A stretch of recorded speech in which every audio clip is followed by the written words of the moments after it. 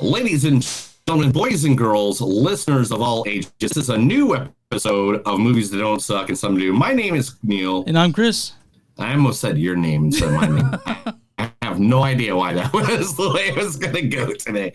But anyway, today is our big Panic Fest episode. Now, if you don't know what Panic Fest is, Panic Fest is this wonderful thing that comes out every year around the beginning of April. It's a big festival up in North Kansas City, right across the river from downtown Kansas City.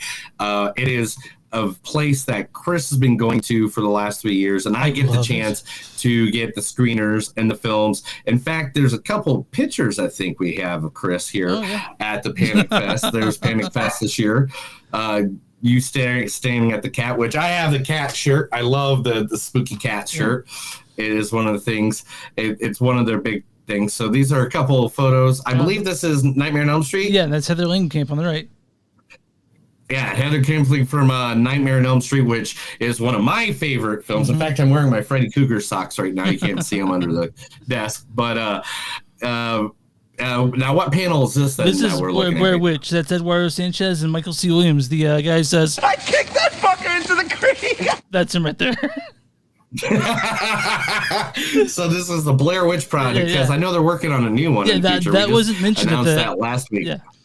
Yeah, and this was supposed to be Joe Bob Briggs and Darcy Miller. Joe Bob got sick, so they had Joe Lynch going filling in for him. So that was the last drive-in, but that's Darcy Miller and that's Joe Bob Lynch, I guess. And here's a good picture of the good old Screenland Armor, the outside, which is one of our favorite theaters. Now, it is my favorite theater, 100%. It is like. It is. To me, it's one of the best theaters I ever been in. And I've lived in how many cities? Like, if you ever go to see what it looks like in the inside, this is what one of the theaters look like in the inside. So if you're watching this on the vlog, it's a nice, beautiful red velvet backsplash of, Kansas City over there on Swift Street where the original Screenland was originated. It's one of the most beautiful theaters in the entire world. We love them. We love every time. I could not go this year. I wanted to go. Believe me, you could ask Chris earlier in last year. I was like, I am going to this year's Panic Fest. Yep. And then I got a friend that said, I got 14th row for WrestleMania. and I had to choose weekend of movie theaters or me going to. But no, 2025, me and you, Movies That Don't Suck and Something New, will be at Panic Fest, both you and I. Yeah, we are going to be there for sure, 100%. I'm writing it in gold right now, unless someone accidentally gives me front row tickets to WrestleMania. But that's neither here nor there. All right, so let's go over a couple of the movies that we're going to talk about today. So one of the first movies that we're going to talk about, give me 1 second. It's just going to take me a second to pull things up because I want to make sure I'm pulling up the right things here. Because it's all Chris's fault. Yeah. He doesn't get me prepared for this at all. No. The first one is Ghost Game, which is what we're going to talk about. It's about participating in an internet challenge that requires breaking into homes and leaving undetected alongside the residents. A thrill-seeking couple target an infamous haunted house and endure a series of chilling incidences as they witness a family descending into madness. This is directed by local stalwart director Jill Gevargizian. She directed The Stylist, and so nice. Yeah. And we'll talk more about that here in just a second. Okay. Let's introduce all the films real quick. I know you love diving into these things, and I want to dive into them because there's a couple of these I really want to dive into. Okay. Here's another one, and that's called Mother, Father, Sister, Brother, and Frank. Now, this is about the Jennings family. Couldn't be more painfully suburban. But when an asshole Uncle Frank crashes their weekly Sunday dinner with a nasty surprise, murder turns up on the menu. Can the Jennings overcome secrets, dysfunction, and distances between them to learn the ultimate? The family that slays together stays together. That's another one of the movies. Oh, dude, these are all. There's a couple of these are just bangers. I mean, they hit it out of the park. There's two of them that I don't know if they might not be on my top 10 list at the end of the year at this moment. Like, really, some of them are great. The next one is Livescreamers. It's a popular group of video game content creators must face the ultimate lesson in teamwork when a haunted multiplayer game begins killing them one by one. Mm-hmm. Then we have the movie NOCLIP. Two filmmakers set out on an adventure to a creepy old mall, only to find themselves lost in an increasingly claustrophobic maze of hallways, liminal spaces, stairways, and back rooms in the comedic found footage horror film. And then last but least, this one, man, at first I didn't know what the hell you were sending to me. Yeah. And appreciate it, dog, but after watching it, we'll talk about it here in a little bit. I thought you were making fun of me and my family. Is Off-Ramp, a couple of lovable degenerate juggalos. That's right, juggalos, as I said. What is a juggalo? Well, it's a dead body. Well, he ain't dead, but he's like, unlike seen it before, he'll eat Monopoly and shit out Connect 4. Actually, but he must have what?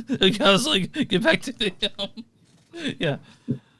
But sojourn through America's hellish underbelly to the gathering of the juggalos, the one place on earth they feel accepted. Now, Chris, you gave me 5 films. Uh-huh. 1, 2, 3, 4, 5.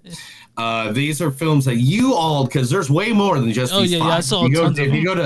If you go to panicfilmfest.com, there is literally a ton of films there. Mm-hmm. I can't even count them all. Like, I could probably count them all, but, why do you want to see me count? You want to see me, like, talk about movies, right? That's what we're here about. Yeah, whoop, whoop. Yeah. So, now, this is the thing. Chris, you were there. Yeah. So 155 films. Tim just popped in 155 films. We'll put that up there for everybody to see. Yeah. 155 films were all there. And again, the ones I've seen, man, I'm ready to talk about these. So Chris, which one do you want to talk about first? These are the ones that you chose. Let's talk about NOCLIP first. NOCLIP. Okay. Let's not do that one. Let's do that one in the middle. Okay, sounds good. All right, let's get that one in the middle. Let's talk about Livescreamers then. How about Livescreamers? Livescreamers. Okay. Now, Livescreamers, again, I'll introduce it, and Chris, you tell us all the information about it. Livescreamers is a popular group of video game content creators must face the ultimate lesson in teamwork when a haunted multiplayer game begins killing them one by one. You got the information in front of you? Yeah. So, real quick, I want to mention this was actually a sequel to Livescream, which is the film. It's like a spiritual sequel. It's not the same thing, but the same director, Michelle and like Evil Dead. Evil Dead 2 was the sequel to Evil Dead, but it was kind of just an offshoot. Yeah. So Michelle Iantuono directed and wrote it, produced it, and this the cast of Michael Smallwood, Nima Sanchez, Kristen Trinidad, but there's tons of other things in this, but trying to figure out what best. Why don't you go ahead and well, I read the description, so I'm sorry, guys. This is a little different way that we do it. It's a different way of doing it, but here, I'll jump right into it. This is about a group of guys that a fan gets a chance to sit down with these creators, and they pop in this video game. And this video game is like a haunted mansion, almost like a Clue meets Resident Evil. Yeah. If you want to choose 2 games to smash together to make the description of this. Now, this game, not this game, but this movie reminds me a lot of like the dark web movies that we watched. The web movies were Unfriended or yeah. Unfriended, Finding the ones where it's all you see the computer and you're not actually looking through a filming lens. Yeah. Like it's like a live camera, kind of like how you can see me and Chris on the platform right now. But if you're listening to the podcast and not watching the vlog, it'd be like watching a vlog on Twitch of gamers playing video games, which is a very common thing these days. Yeah. And it is about all the secrets that these people have. Yeah, it reminded me a little bit of Host. I don't know if you remember Host from a couple of years ago. Yes, Host is a good one. Yeah. And this one is one, better than host. I love this thing. One of the things that I think was so cool is that the director, she used Unreal Engine to make this movie. Like all that stuff that you see, the video game stuff, she made herself. Like, so. Yes, and dude, it is. So all that computer programming was done by one person? Yeah, yeah. All that stuff that was done by her. She's created the whole world that they're playing in.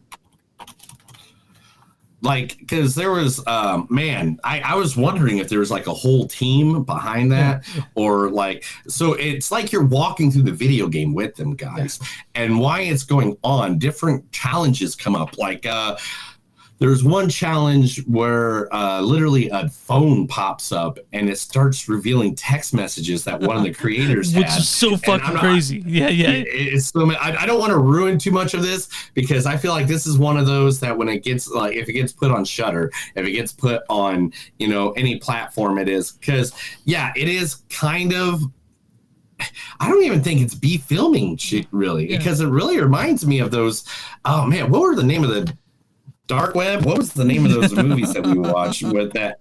Oh, I can't remember any of them now. I'm sorry, pal. But it's like Dark Web, and then there's that one Missing with that lady that her mom was missing.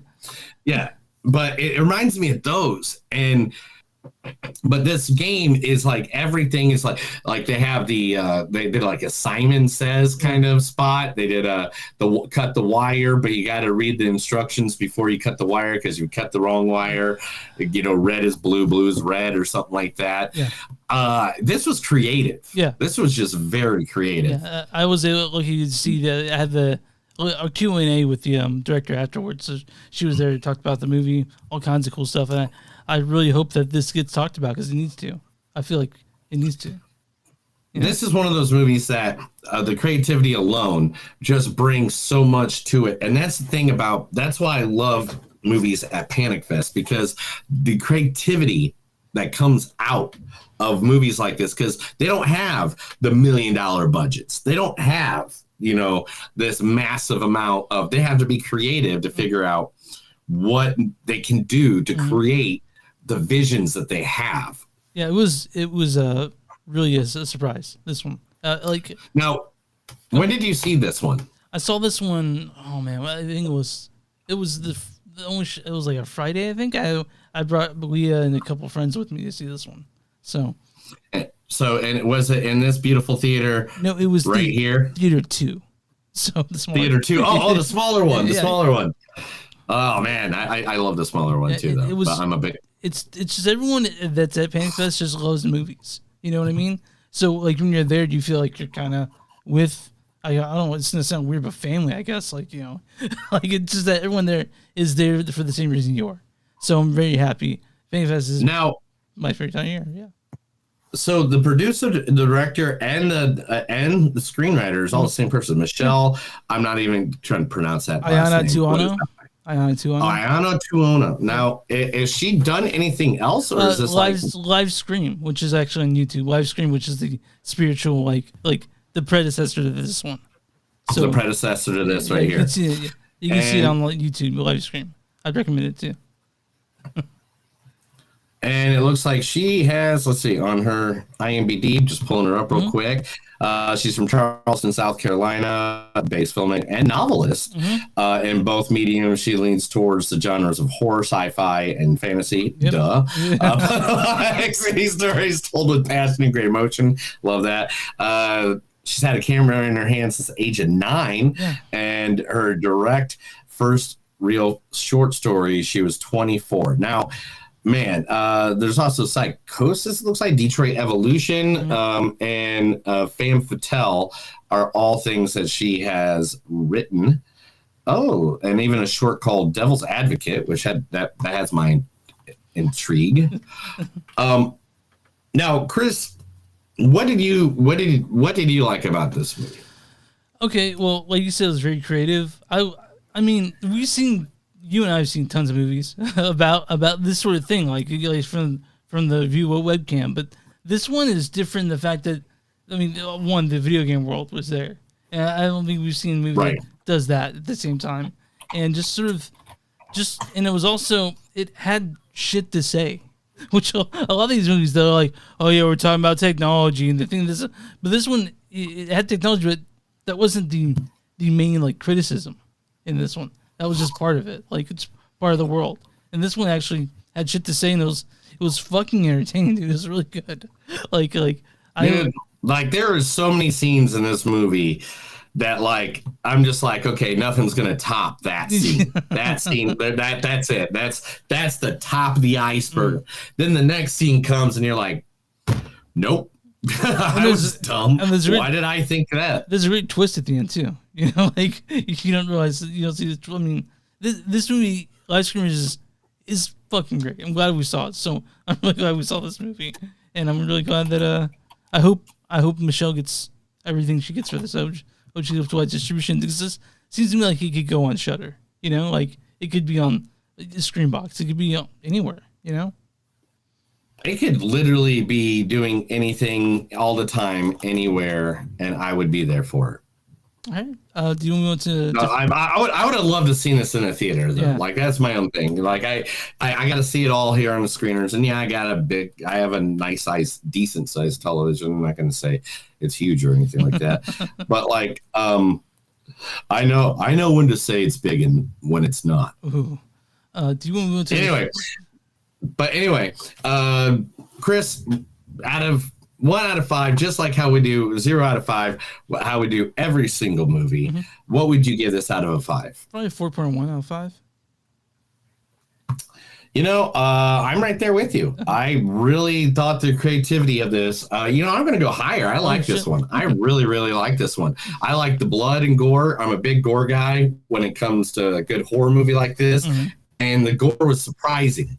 It wasn't like, oh, you're going to see a gory film. It was like all of a sudden, here's some gore. and it was like surprising how some of the ideas and steps and different things came about. So I'm going to go 4.2 on this one. I really liked it. I was a big fan of it. The storyline was great. I don't know how you can make an independent movie better. Like if the Oh, so yeah, the movie's all about independence. And I want to mention that our Rotten Tomatoes has 4 reviews, and they're all fresh on this one. Yeah. And this, seriously, so if you get a chance, again, the movie is called Livescreamers. It is a great movie. Me and Chris both. If you watch any kind of content online, like especially like two middle-aged men that review movies, or Twitch, this is definitely the kind of content you'll like. 37 is middle age, right? That's the middle age. 37, right? That's I don't know anymore. I'm 105. I just dye my hair. I dye my hair to hide everything, so nobody knows what my real age is. All right, Chris, moving on. Let's go to the next movie. I say the next one we got to do. Let's do Ghost Game. Ghost Game.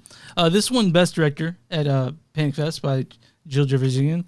She directed The Stylist. Neil wants this stars Kia Dorsey, Zane Hyder, Michael. I kicked that fucker into the creek. C. Williams, Emily Bennett. Neil, what's the storyline for Ghost Game?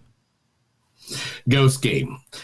Ghost Game, participating in an internet challenge that requires breaking into homes and living undetected alongside the residents. A thrill-seeking couple target an infamous haunted house and endure a series of chilling incidents as they witness a family descending into madness. So I'm really interested to hear what you thought of this one. Because this was all right, so this is like my worst fear ever. Frogging. Like I remember seeing like Reddit articles or whatever the heck I don't know if it was Reddit articles or how long ago. Maybe it could have been tabloids where there was a guy living in like the attic of someone's house for like 2 years and they never knew it. They just thought there was like a critter up in the roof until it got like someone to go up there. Yeah. This movie is literally my every fear. Now, what's the best way to say this? I love the idea. Yeah. I love the idea. Yeah. There's one thing I love most in a movie is when it can give me a twist. Yeah. That I didn't see coming. and I knew there was going to be a twist, but I thought the twist was something completely different. I don't want to ruin it for everybody. Yeah. But I thought the ending was going to come about a different way. We can state that. Yeah. What this doesn't tell you is that the house that they're staying in, it's part of the story. I'm not really ruining anything or giving any, but the part of the story is that they go into a house that this family gets that is supposedly haunted because of a woman who poisoned her whole family with custard. With custard, my yum, favorite thing yum, to yum. eat, and literally killed her whole family and then drowned them in bathtubs while she didn't kill them with the custard. She paralyzed them and then drowned them in bathtubs. And supposedly their spirits are amongst the house. Yeah, and that's why the family could move in, because they got the house for so cheap. by the way, I don't know if that's the case. Like, I work in that sort of industry, and I haven't figured out the value of a murder house. I don't know, like, exactly like how that affects the value of a house. But well, I mean, years ago, if it was like the 80s or 90s or whatever, you would have to sell it for less. But these days, there's so many sickos like us out in this world that would definitely move into a murder house right away. I mean, my wife tries to buy things that are possessed just so we can try to get a ghost in the house. Yeah. So the game is Ghost Game, and that's what these people are playing. And this one goes into a different house, and that's sort of the story of it. I was let's spit on that a little bit. They put on masks and they go into a house and they pull pranks on people. Nothing to physically harm them. Yeah. They can't steal anything. Like, there's rules, and then they post it on the dark web. Yeah. And that's what the game is. Yeah. And I thought that was a really cool concept for a movie. You know, it was directed by Adam Cesare, who and this was directed by Jill, and she got contacted by it, and they got to do it. And I mean, this movie doesn't even have a poster yet. This is like brand new out of the box. This is touring festivals right now, and you know, like I literally took a photo. One photo I found of one of them in a mask, and I made this poster. So, you know, don't sue me, anybody. I'm just trying to help promote. That's all I'm doing here. Man, I'm trying to think of the best way to talk about this one without giving anything away, because there's a lot of stuff to unpack in this one. I love the two. I want to say the three leads. I love them all. They were all fucking fantastic. Right. Yeah. And of course I did. I loved, Michael C. Williams. I kicked that fucker into the creek. He was great in this. That's the only clip I got for this episode. Sorry, guys. I'm gonna overuse it. But it did feel near the end a little undercooked. Yes, that's what I wanted to say earlier, and I went on a tangent about something else. Yeah. It felt like at the end, it was rushing to the end. Yeah, it did. Like, it was a great build-up, and I just heard this about a movie that we're going to be reviewing tomorrow on the podcast called Civil War, where it kind of feels like at the end they just lost. They didn't have any more money, or they didn't have any more ideas, and they just kind of ended it. And that's what I kind of feel like at the ending. I feel like it should have got to the ending part a little bit quicker, so that ending part could have a little more time to boil, a little more time to cook. Yeah, So when it ended, I was like, I mean, I liked most of it, and I like parts of it. There's some masterful parts of this movie, but there are parts where I'm like, okay, get to the point, or, it seemed a little uneven. Not saying I didn't like this movie, because I did, but it seemed a little uneven to me. Yeah, and I got that same feeling too, and I love the concept of this movie. Yeah. I love the idea of this movie. I love some of the shots in this. The masks in this are great. The mask in this shape, the acting was pretty good. The freaking the twist, I love the twist, but the thing is, it wasn't early enough. Mm-hmm. Yeah, like it felt like, here's the twist, 5 minutes over. and that like you don't have enough time to sit with that. Yeah. And I feel like they needed to sit with that twist a little bit longer. And that's about it. I think that's the thing about my only complaint. Besides that, the house was spooky. I mean, I don't know why the guy kept sitting around in a house with spider webs and didn't wipe the webs off at some point. That was like, dude, that's just me like going like do something. like you see this bookshelf behind me? See all that clutter on that? I don't like that, but I do it because it looks cool for visual. But all those comic books are listed alphabetically and by category of what comic book company. I can't imagine what it would be like if you walked in the house and you're like, this. I had to clean this up right now. Now, I would at least take 45 minutes to just wipe everything down, and I'd be like, all right, I feel kind of normal. I mean, even when I was homeless, I used to wipe down the slide I slept on. Yeah, exactly. You know? Yeah. All right, Neil, what's your score in this? Out of 1 out of 5. If you guys are listening to the podcast the first time, we rate everything through 0 through 5, which luckily nothing's at 0 yet. But Neil, what's your score in this? The creativity moves it a little bit, so I'm going to have to go. I'll give this like a 3.7 on it. And again, the only thing is like I just feel like that back end of the movie should have cooked a little bit more. Like it just felt like it was rushing to the end after the twist happens, and that kind of upset me a little bit. But still, I would watch this again if someone said, "Hey, I want to sit down and watch this." And that's the thing with me is rewatchability. Yeah, I could rewatch it again. I'm going 3.5, just because like the ending really missed the mark for me. I could have used a bit more, but that's not saying I didn't like this. It's above average. It's a good movie. I think that I like the stylist a bit more. But I can't wait to see what Jill does next. Yes. Always waiting for the next thing. All right, now next we were going to talk about a film that was filmed in a location literally like 11 blocks away from where I used to live. Crown Center. And it's called NOCLIP. Chris, tell us some info about NOCLIP. It's directed by Gavin Charles and Alex Kahn. That's it.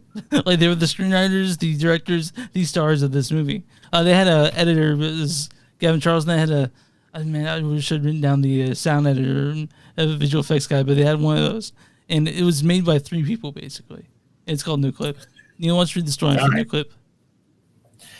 2 filmmakers set out on an adventure in a creepy old mall, only to find themselves lost in an increasingly claustrophobic maze of hallways, liminal spaces, stairways, and back rooms in the comedic found footage horror film. All right, who wants to go first? Man, okay, so this is 61 minutes long, and it opens up with these 2 guys. Okay, so it starts out with these 2 guys, Gavin and Alex. They're walking in with they're filming this on your phone, so you can see definitely it's phone footage. And they're walking in, and they obviously just got high, and they're talking a lot about liminal space, walking through Crown Center. They're going through back hallways. They're visiting offices they can't open, and that's the whole movie. That's literally it. All right. This is my whole... I'm going to come at it, man. And Gavin, Alex, hey, man, you can come at me anytime. I'll give you my address. Come on down. I'll let you review anything I ever done in my entire history of man, all right? But I got to just say this straight. What the fuck was this? Literally, all right. I am not a guy that doesn't.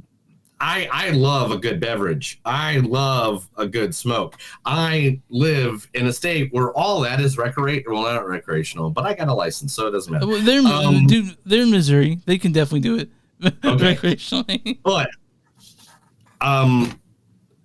the description of this movie sounds better than what the movie actually is. Mm-hmm. If you actually made it so it looked like it was a horror movie, that you were getting lost. It didn't seem like you guys were getting lost. It just looked like you couldn't open up some doors And then you're like, okay, I can't open that door. And I guess we'll go up the stairs. Like the liminal space that was probably said about 18 times in this movie. The guy was explaining this is what these spaces were, the transitory spaces and all that sort of thing. And that's fine, but when that's all you're doing in the movie, and I understand that about halfway through the movie, there is some messing with like the and I like that. I like that. And I think if they added more of that, or if they made it so they're going down the same hallway over and over and over and over again, but actually talk about what's going on, like it just was silence of people going up and downstairs and then muttering things that I couldn't hear. I could not hear 90% of what was going on. And like, then all of a sudden they're like, there's like this dude gets like soot on his hands from something. Yeah. And that could have been a selling point.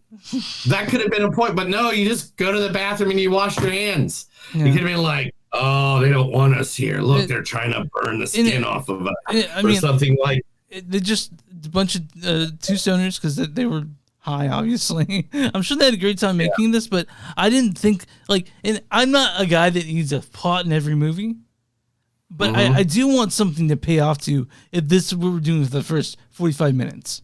You know, like, dude, you could make it. You could have like said like 5 minutes into it. You could have been like, "Oh, somebody died in this, and they found him in a corner staring at the wall." And then at the end, done the corner staring at the wall, and boom, you got a Blair Witch Project. You know what I'm saying? Like it's just a little bit of substance. But you need some substance. But it was them wandering Crown Center and I did like the fact that every cut shot he had something different to drink, like water or coffee. But I didn't. I'm sorry, guys. I didn't get it. To me, it was undercooked. It was nothing. It was a bunch of build up to no payoff. And like I said, I'm not a guy who needs a plot in a movie. I'm fine with that. But this one didn't have the magic. It just didn't seem like it was a complete thought. Yeah. Like a lot of times you let the camera roll and there's magic there. There's none of that here. They didn't have that part that brought it together. And I'm sorry, Gavin and Alex. I think they might be listening right now, but I'm sorry, guys. It just didn't do it for me, and I just and we're not going to touch on it any more than that. It was. Thank you guys for giving it a shot. Please, I can't wait to see the next thing you do. Yeah, absolutely. I'll watch anything you guys do, but I'm just saying a little bit of substance more. And if you want to bitch at me, hell, if I owe you a beer next time I'm in Kansas City, I'll buy you a beer and a shot. If you guys see me out, I'll definitely get you guys something to drink if you want. You're never out, so you're like I go out and do stuff. That's like, hey, if you see Elvis coming from the UFO, like that's about the same thing. I'll be milling around screening line every now and again. I know. I got so many concerts I got to work this weekend. I got 5 I'm going to the next month and a half. So 4 I'm working in just the next 5 days.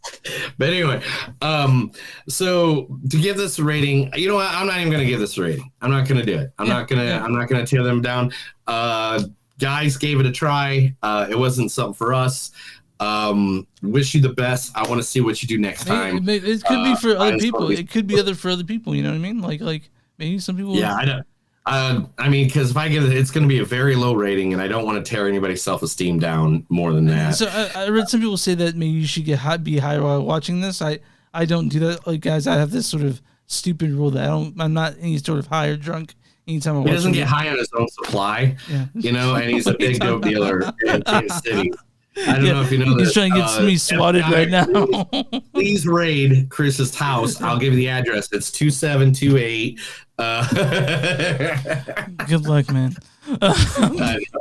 You want to, but NOCLIP was a good try for some good first time people.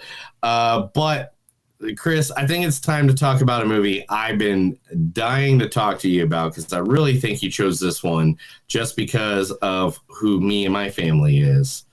And that is about the Juggalos, the way to the gathering. Chris, give us a little information on the movie known as Off Ramp. Off Ramp, directed by Nathan Tape. This stars John Oswald, Scott Turner Schofield, Ashley Smith, why don't you go ahead and read the story for Off Ramp? A couple of lovable, degenerate juggalos must soaring through America's hellish underbelly to the gathering of the Juggalos, the one place on Earth they feel accepted. Okay, so for full disclosure, guys, I am not a Juggalo, not far from it. In fact, I picked this movie as a kind of antithesis. Wondering, I didn't know what to expect. So I'm not a Juggalo. Like, I kind of hate ICP, right? But after seeing this movie, I respect Juggalos after seeing this movie. I think I respect him a bit more. What's a Juggalo? A Hulkamaniac. He'll power bomb you motherfucker into thumbtacks. One time he was on an able. He sabooed your mama through a coffee table. Anyway, I am not a Juggalo. I just know these songs because my sister is a Juggalette, and I grew up in northern Indiana, next to the Michigan border, where literally the Juggalos or the ICP started, and that was the song I'm singing is actually from I think their third album, The Great Malenko, the one that was the most popular. And so I know those songs. I know Great Malenko backwards and forwards. I listen to that, and the song "Homies" by them. That's a good song if you ever. But now. Juggalos are not a gang like the FBI says. If you don't believe me, go watch. There's a great documentary about Juggalos. Oh, what was it called? It's on Prime. I'll find it in a second while you're talking in a moment. But Juggalos do. My sister is a Juggalette, married to a Juggalo. Like they are about family. They're about stuff. That being said, it wouldn't even have to be Juggalos. Yeah, this movie was creative as fuck. I love. They told a story inside of a story inside of a story. Every character had a good story, except for a couple of the side characters you don't really learn about. But like every main character, anybody that got more than 10 minutes of FaceTime with you on the screen told a great story or told you about their life. So I was watching this last night, and about halfway through, I switched from being ambivalent to really liking this. Like there is some things to be said about this one, and all the characters, man. Like all the characters are fucking believable. Like I like Off Ramp. It's something I didn't expect to like that much at all. I picked it because I'm not a Juggalo, and I kind of hate Juggalos, but not anymore. So we changed my mind a bit.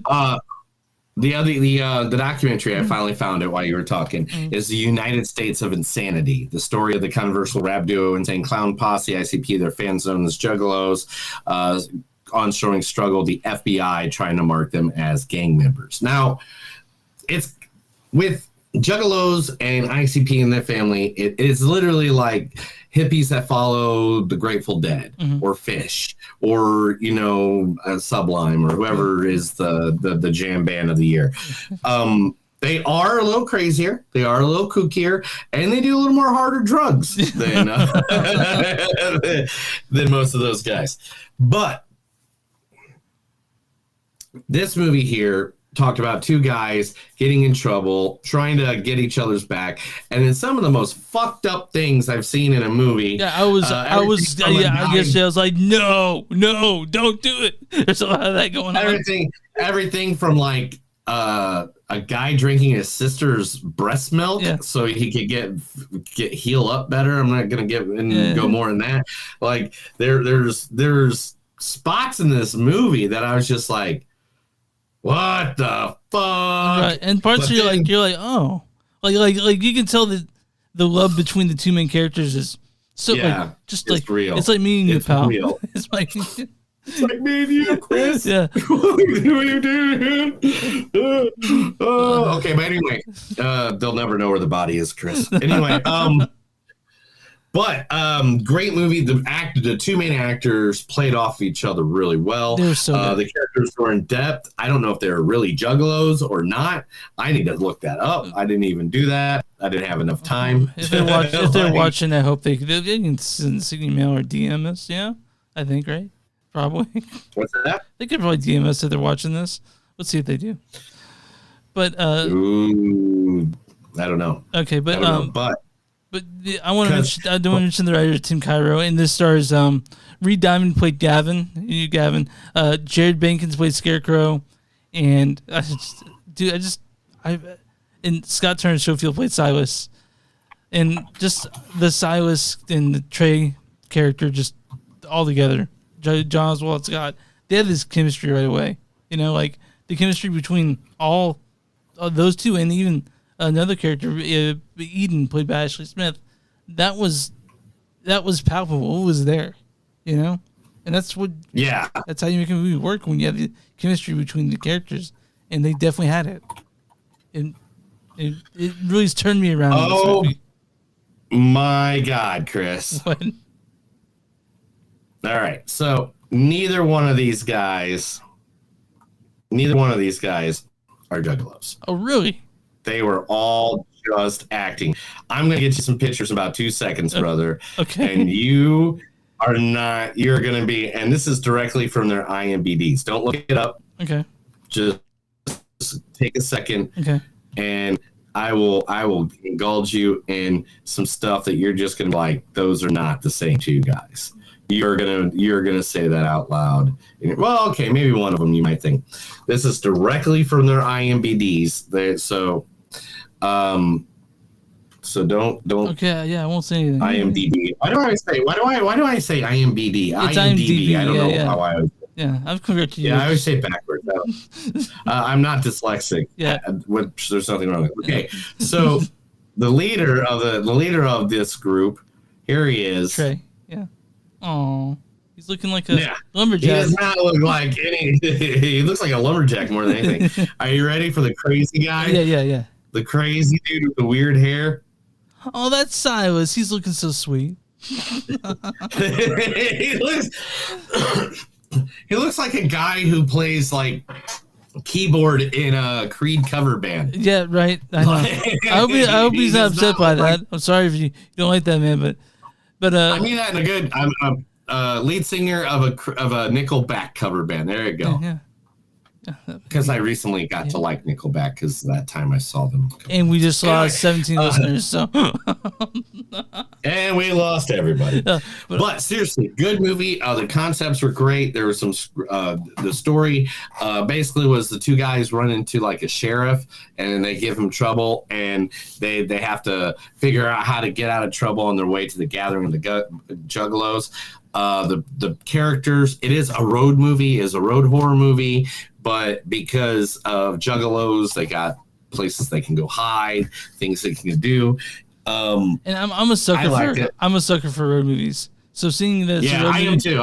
I mean, like Devil's Rejects is like one of my favorite horror movies of all time. That's the better of the three, right?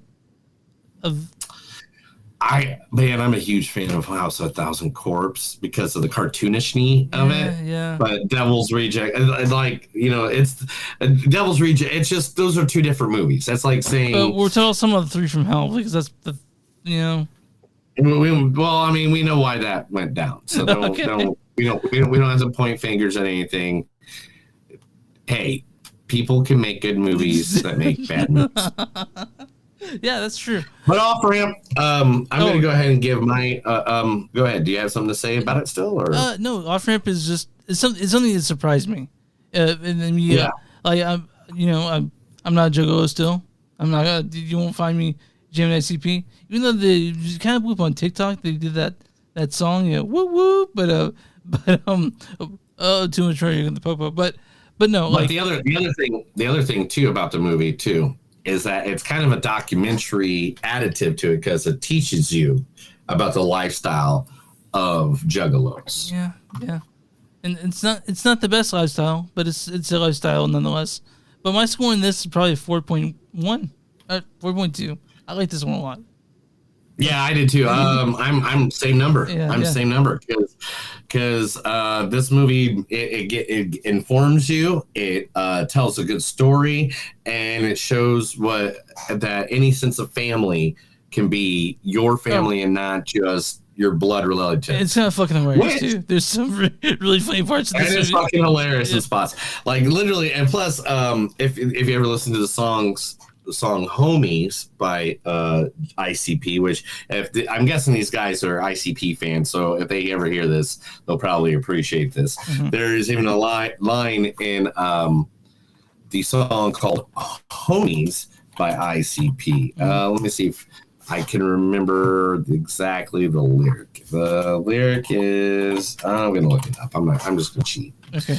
The lyric is, yeah, so let me ask you about this life and the life that we live, and let me tell you where some of the attention you give to those distant ass relatives over a ham dinner. If they really miss you so much, that's why don't they just call you? Okay, all right.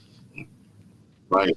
That's what I mean. Like, that's what the point of this movie is. It's like, look, it goes, look, I probably love my family more than anybody here, but my homies are my family too. Third cousins, get the fuck out of here. Who was you with when you got tattooed? Who you were doing when you're tripping the mushrooms? Who the fuck threw up all over your car and then felt worse than you about the shit in the morning? Like, literally, like, it's like, that's what I feel like this movie was like, retelling of the song "Homies." Yeah. So we both get 4.1, 4.2 for both of us. Now we're gonna talk about Mother. No, wait! You're jumping the gun. You're taking them out part of the gig, bro. Sorry. All right, Chris. Yeah. If you noticed, I saved a movie for last. Mm-hmm. And the reason being is, in my opinion, before we even jump into it, this was the best film that you sent me out of all the films. And that, guys, is... Mother, Father, Sister, Brother, Frank. Written and directed by Keaton Douglas. Starring Enrico Colantoni, Mindy Cohn, Melanie Leishman, Ian Stewart, Juan Chiron. Neil, read the story for Mother, Sister, Brother, Frank. Mother, Father, the Jennings families couldn't be more painfully suburban. But when asshole Uncle Frank crashes their weekly Sunday dinner with a nasty surprise, murder turns on the menu. Can the Jennings overcome secrets, dysfunction, and the distance between them to learn that ultimately the family that slays together stays together? This movie was fucking hilarious. This movie was not only hilarious, but the amount of anxiety you get from watching it, every second you think these fuckers are going to get busted for murdering. Now, we're not going to say what, who, when, where, and why, but they all murder somebody. And then it is like a whole movie of like, are they going to get caught? Are they not going to get caught? I mean, it'll be just like a random moment, like a neighbor will randomly knock on the door all of a sudden. And it's like... And they even have, like, people, they have family, they sort of get together and sort of find them, they're in their dirty laundry. It's nice. It's a fun movie. Yeah, like, the brother and sister, like, air all their dirty laundry to the mom and dad. Mom and dad, Mom and dad, like, there's a way they do this, and I'm not going to say what their little secret is or anything. I'm not going to ruin any of their little secrets. But mom and dad, from the beginning of the movie, obviously has something they want to say. and it's just like, oh, my God, am I watching a movie where, like, mom and dad gets divorced? I know. And then, and then they're going to meet, like, the random guy, because you don't know. Yeah. I guess you do know because we said Uncle Frank, but like in the movie, I didn't know it was Uncle Frank. If they should have not said Uncle, they should have just said asshole Frank.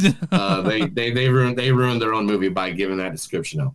But I didn't ruin it. But every twist and turn around this movie was just completely, utterly different, and it was a family fighting together, even though they're fighting against each other and being angry with each other, but they all know that, hey, if we don't help each other, we're definitely not going to. God, did you think? Yeah, I thought the Uncle Frank character was fucking hilarious. By the way, when you show up, I'm like, this is fucking. It's on like Donkey Kong. After like Frank shows up, it's just like one of those movies, like it's like a fucked up Grandpa Rick or something. Freaking morning. But literally, it was one of those movies that it just, man, I don't even know what to say. It was, the acting was fun. Mom, what's her name? Her name is Joy Mindy Cohn. Is the mom's actress name? Mindy Cohn. Yeah, and like there's so many. She was so adorable at first. I thought she was Mom from the '70s show. Yeah. Oh yeah. You know, at first, like she's that adorable. Yeah. She's like, and then Dad's like, wine. Costco had a sale. I want you to count. Okay, man, if you want to have a drinking game for this movie, mother, father, sister, brother, Frank, the drinking game would be, how many times does the dad say he saved money at Costco? I want to mention this. I don't know if Costco is the supporter for this movie, but so this was the actual world premiere was at Panic Fest this year. So congratulations on that. And I mean, it's just I was surprised at how good this was. That's how it was. I walked in sort of knowing nothing about it, and then when it was done, I was like, that was fucking hilarious. I had a really good time watching this movie. There's gore in it. Yeah, you like this gore? is. You know, you like the gore. You got the gore. You get the fun factor. I mean, nothing like a drunken gay guy to show up on your lawn screaming in the middle of the night of a snowstorm. Like it's like there's so many aspects of this film that just come apart, that came together so well. This was so creative. I'm not dissing the video quality or anything like that, but this is a movie that could easily be a Hollywood blockbuster. Oh yeah, yeah. I mean, you'd have to refilm it, and I'm not even saying recast the cast because I like the cast. I'm just saying, it'd have to be the better quality, more money into it, and stuff like that. But I love this movie. This easily could be a cult classic if it was on a DVD that I picked up at Walmart at midnight. I'd watch it. It's being shopped around festivals. I do believe these festivals will be jumping on this. I really do. Mother, father, sister, brother, Frank. This is seriously not only is this one of my favorite movies this year at Panic Fest 2024, I think this is one of my favorite Panic Fest movies ever. Like this is like, for some reason, this just hit all my happy spots. And I can't even tell you more than that. I can't even bless the Panic Fest and everything it's done for us. And so Caden Douglas, thanks for this. My score in this, what's your score? I give my score in the last. What's your score in this one? This is why I only said 4.2 on the other one, because this one gets a 4.5. This is really, really good. The only reason is because of the filming quality, and that's just because I have to rate Hollywood movies tomorrow, and I can't give any of those a good score. And, if you know what I'm saying. Okay, I don't know what you're saying. I know you're tipping your hand for tomorrow, but we'll see. We'll see. Yeah, but anyway, so this movie was really great. I loved it. Again, if I had this in my collection, 10 people who come over to my house would probably have seen it already.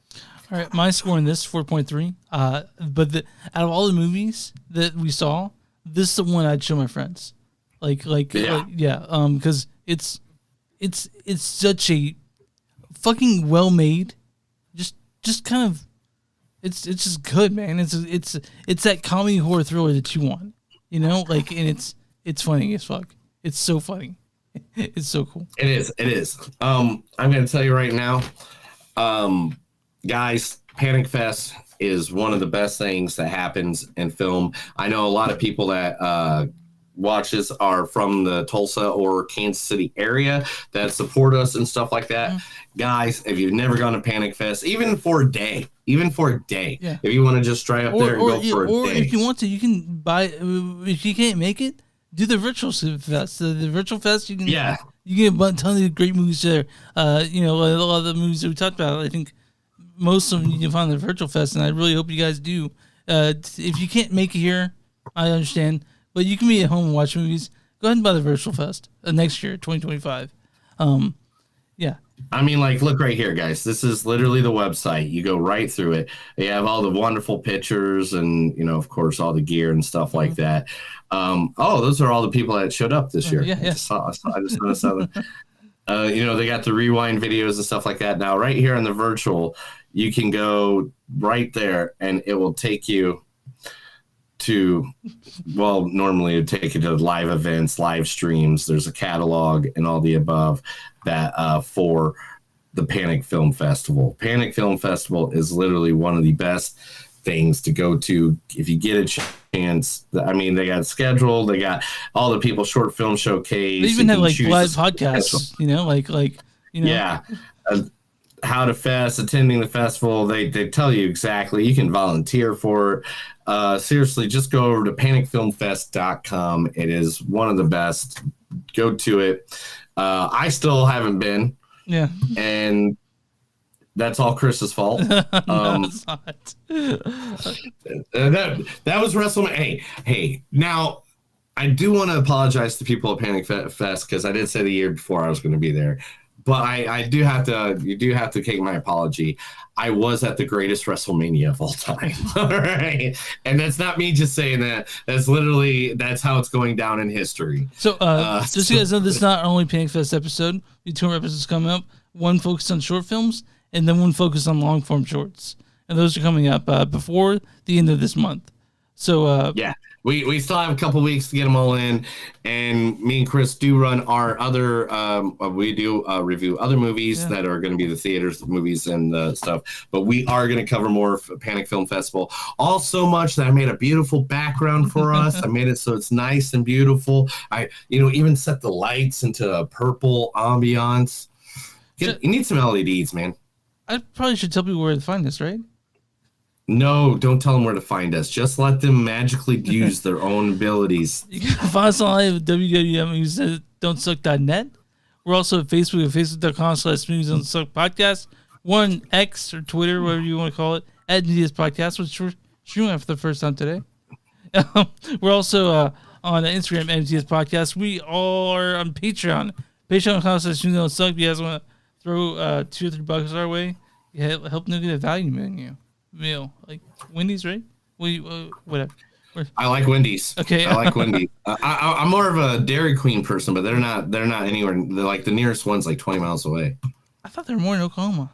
Anyway, Panic. There used to be. Then the pandemic happened. Yeah. Bonfire.com, search Movies Don't Suck, and something new. You'll find shirts with our faces on it, our names on it, and stuff Neil has made. And where you find podcasts, you find Movies That Don't Suck and something new. If you watch Facebook like that.